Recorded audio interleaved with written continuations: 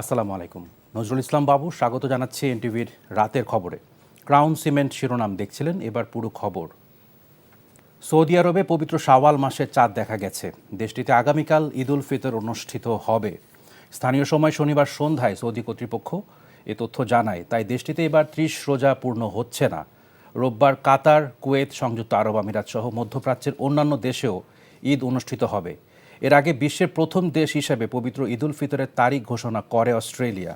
দেশটির জাতীয় ইমাম কাউন্সিল জানায়, চাঁদ দেখা না যাওয়ায় সেখানে ৩০ রমজান পূর্ণ হবে। সেই হিসেবে অস্ট্রেলিয়ায় ঈদ উদযাপন হবে আগামী সোমবার। একই দিন ঈদ উদযাপনের ঘোষণা দিয়েছে Iran, Oman, Malaysia, Indonesia, Brunei সহ আরও কয়েকটি দেশ। এদিকে আগামীকাল সন্ধ্যায় বৈঠকে বসবে বাংলাদেশের চাঁদ দেখা কমিটি। কাল চাঁদ দেখা গেলে আগামী সোমবার বাংলাদেশে পবিত্র ঈদ উদযাপিত হবে। ঈদ সামনে রেখে দক্ষিণ অঞ্চলের মানুষের বাড়ি ফেরা নিয়ে যাত্রীদের চাপে জমজমাট লঞ্চ টার্মিনাল। তবে গেল কয়েকদিনের তুলনায় যাত্রীদের সংখ্যা আজ বেশ বেশি।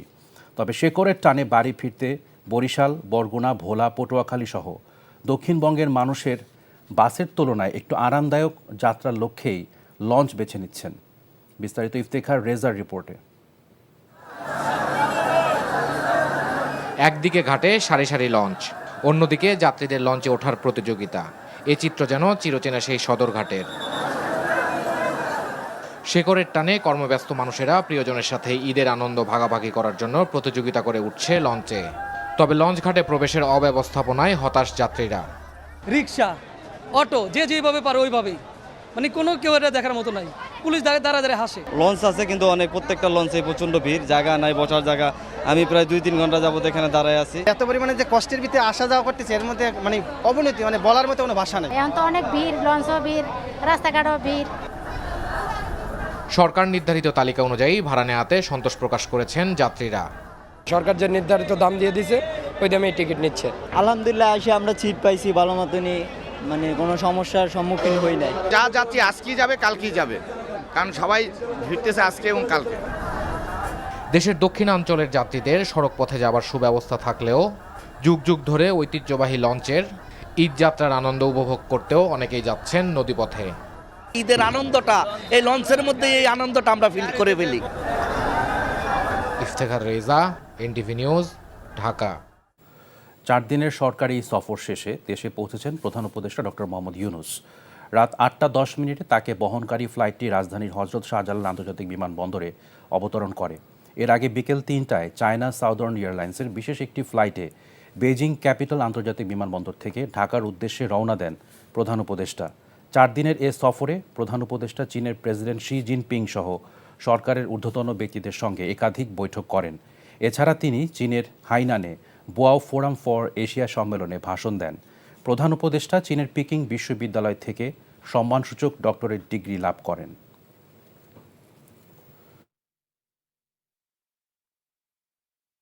ষড়যন্ত্র এখনও শেষ হয়নি উল্লেখ করে সবাইকে ঐক্যবদ্ধ থাকার আহ্বান জানিয়েছেন বিএনপি মহাসচিব মির্জা ফখরুল ইসলাম আলমগীর। বলেন, সুষ্ঠু নির্বাচন হলে বিএনপি বিপুল সংখ্যাগরিষ্ঠতা নিয়ে সরকার গঠন করবে। তাই দেশি বিদেশি ষড়যন্ত্রের মাধ্যমে বিশৃঙ্খলা সৃষ্টি করে নির্বাচন পেছানোর পায়তারা চলছে বলে মন্তব্য করেছেন। বিকেলে রাজধানীর বাড্ডায় ঢাকা মহানগর উত্তর বিএনপি আয়োজিত অনুষ্ঠানে বিএনপি মহাসচিব এসব কথা বলেন। আরও জানাচ্ছেন আরাফাত ইসলাম। বিএনপির ভারপ্রাপ্ত চেয়ারম্যান তারেক রহমানের পক্ষ থেকে ঈদ উপহার সামগ্রী বিতরণের আয়োজন করে ঢাকা মহানগর উত্তর বিএনপি। অনুষ্ঠানে প্রধান অতিথি হিসেবে উপস্থিত ছিলেন বিএনপি মহাসচিব মির্জা ফখরুল ইসলাম আলমগীর। বিএনপি মহাসচিব বলেন, বিগত ফ্যাসিস্ট সরকারের আমলে তার দলের অসংখ্য নেতাকর্মীদের নামে মিথ্যা মামলা দেওয়া হয়েছে, গুমখুনের মাধ্যমে নির্যাতন করা হয়েছে তাদের। আমরা যখনই নির্বাচনের কথা বলতে চাই তখন কিছু কিছু মানুষ আছে বলে, আরে বিএনপি নির্বাচনই তো করবো, কারণ সমস্ত সংগ্রাম তো আমাদের হচ্ছে নির্বাচনের জন্য। এবং সেই নির্বাচনের মধ্য দিয়ে আমরা যদি একটা সরকার গঠন করতে পারি, তাহলে আমরা জনগণের কাছে যে প্রতিজ্ঞা করেছি 31 দফা, যার মধ্যে দেশটাকে সুন্দর একটা দেশ তৈরি করবার কথা বলা হচ্ছে, সেই 31 দফাকে আমরা বাস্তবায়িত করতে পারি। দেশে বিভাজন তৈরির মাধ্যমে জনগণের ভোটের অধিকার হনন করার চক্রান্ত সফল হতে দেয়া হবে না বলেও জানান মির্জা ফখরুল ইসলাম আলমগীর। আমাদেরকে প্রস্তুত থাকতে হবে, ষড়যন্ত্র হচ্ছে, চক্রান্ত হচ্ছে, দেশে বিদেশে আপনাদেরকে আবার আপনার ভোটের অধিকার থেকে বঞ্চিত করবার জন্য আমরা সেটা হতে দেব না।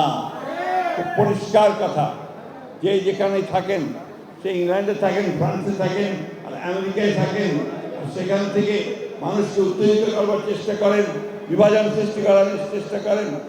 আমরা মানুষের সঙ্গে আছি, আমরা মানুষের সঙ্গে থেকে রাজনীতি করছি, সুতরাং আমাদেরকে কেউ বিপদে পরিচালিত করতে পারবে না, বাংলাদেশের মানুষকেও কেউ বিপদে পরিচালিত করতে পারবে না। জনগণের স্বার্থবিরোধী কোনো পরিস্থিতি সৃষ্টির চেষ্টা করা হলে বিএনপি আবার মাঠে নামবে বলে হুঁশিয়ারি দেন তিনি। আরাফাত ইসলাম, এনটিভি নিউজ, ঢাকা। রাজধানীতে ঈদ কেনাকাটার খবর জানতে যাচ্ছি ধানমন্ডি এলাকায়, সেখানে আছেন সহকর্মী আরাফাত ইসলাম। আরাফাত, ক্রেতাদের ভিড় কেমন দেখছেন, আর বেচা বিক্রি নিয়ে কি বলছেন বিক্রেতারা?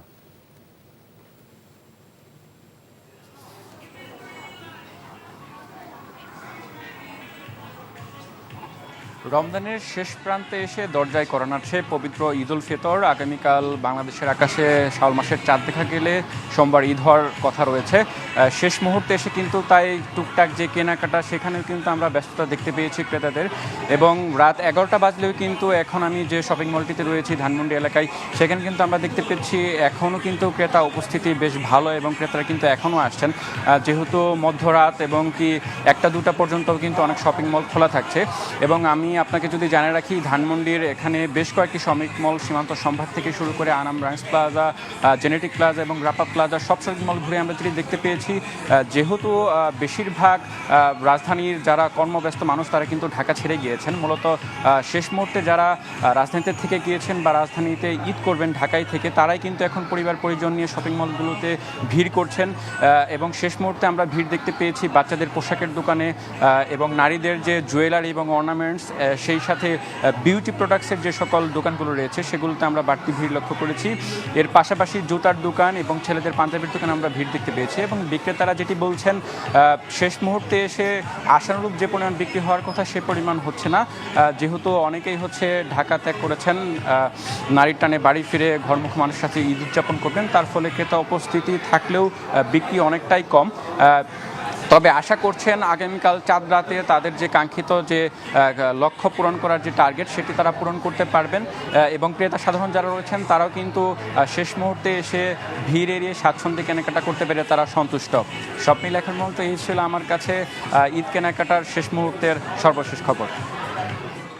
জানছিলাম ঈদ কেনাকাটার খবর। বিএনপির স্থায়ী কমিটির সদস্য আমির খসরু মাহমুদ চৌধুরী বলেছেন, একটি সুষ্ঠু নির্বাচনে জনগণের একমাত্র মুক্তির পথ, কিন্তু সংস্কারের নামে তা দীর্ঘায়িত করা হচ্ছে। চট্টগ্রাম নগরীর একটি কমিউনিটি সেন্টারে চট্টগ্রাম মহানগর সুলভবহর ওয়ার্ড বিএনপির আয়োজিত ইফতার মাহফিলে প্রধান অতিথির বক্তব্যে তিনি এসব কথা বলেন। ইফতার মাহফিলে আরও বক্তব্য রাখেন city mayor doctor Shahadat Hossain. অন্যদিকে বিএনপির সিনিয়র যুগ্ম মহাসচিব রুহুল কবির রিজভী বলেছেন, নির্বাচন নিয়ে জনগণের সঙ্গে তামাশা করা হচ্ছে, লুকোচুরি খেলা হচ্ছে। দুপুরে সিরাজগঞ্জের বেলকুচি উপজেলার তামাই গ্রামে তারেক রহমানের নির্দেশে অসচ্ছল পরিবারের মাঝে ঈদ সামগ্রী উপহার বিতরণ অনুষ্ঠানে প্রধান অতিথির বক্তব্যে তিনি কথা বলেন। ফরিদপুরে বেগম খালেদা জিয়ার সুস্থতা কামনায় বিএনপির ভারপ্রাপ্ত চেয়ারম্যান তারেক রহমানের নির্দেশে 2000 অসহায় মানুষের মাঝে ঈদ সামগ্রী বিতরণ করে সদরপুর উপজেলা বিএনপি সহযোগী সংগঠন। এতে প্রধান অতিথি ছিলেন বিএনপি চেয়ারপারসনের উপদেষ্টা জহিরুল হক শাহজাদা মিয়া। সদরপুর উপজেলা বিএনপির সহসভাপতি বাহালুল মাতব্বরের সভাপতিত্বে অনুষ্ঠানে অন্যদের মধ্যে বক্তব্য রাখেন উপজেলা বিএনপির সহসভাপতি বাবুল খান। পরে সদরপুর উপজেলার বিভিন্ন স্থান থেকে আগত প্রায় 2000 মানুষের মাঝে ঈদ উপহার হিসেবে শাড়ি ও লুঙ্গি বিতরণ করা হয়। বিএনপির কেন্দ্রীয় কমিটির সদস্য অ্যাডভোকেট রুহুল কুদ্দুস তালুকদার দুলু বলেছেন, নির্বাচন নিয়ে প্রহসন হচ্ছে, তবে কোনো প্রহসন ষড়যন্ত্র বাংলার মানুষ মেনে নেবে না। জনগণ এই নির্বাচনের জন্য 20 বছর মুখিয়ে আছে। কোনো ষড়যন্ত্র, কোনো প্রহসন আগামী নির্বাচনকে বাধাগ্রস্ত করতে পারবে না। নলডাঙ্গা উপজেলা ও পৌর বিএনপির আয়োজনে নলডাঙ্গা সরকারি উচ্চ বিদ্যালয় মাঠে ইফতার ও দোয়া মাহফিলে এসব কথা বলেন তিনি। উপস্থিত ছিলেন জেলা বিএনপির যুগ্ম আহ্বায়ক সাইফুল ইসলাম আফতাব। এই ছিল রাতের খবরে। এই খবরের ভিডিও সহ আপডেট জানতে ভিজিট করুন এনটিভি অনলাইন www.ntvbd.com। এছাড়াও এনটিভির জনপ্রিয় সব অনুষ্ঠান ও খবরের আপডেট জানতে ভিজিট করুন আমাদের ইউটিউব ও ভেরিফাইড ফেসবুক পেজ। রাত 1টায় মধ্যরাতের খবর দেখার আমন্ত্রণ রইল। ধন্যবাদ সবাইকে।